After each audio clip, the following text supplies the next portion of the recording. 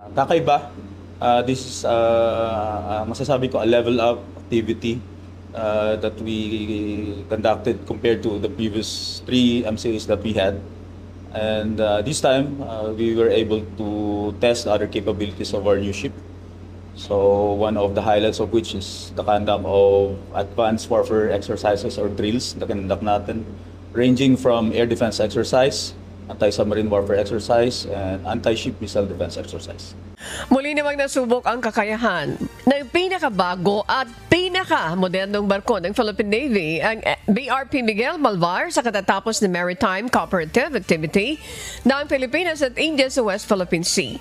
Mahigit 2 buwan pa lamang mula nang makomisyon o opisyal na may sama sa serbisyo ng Navy ang BRP Miguel Malvar. Gayunpaman, 4 na beses na itong nakasali sa mga joint exercise kasama ang modernong barko ng United States, Japan at India. Kahapon, isinagawa ng Philippine Navy at ng Indian Navy ang replenishment at sea exercise kahit na walang tanker ship ang Philippine Navy tulad ng sa India.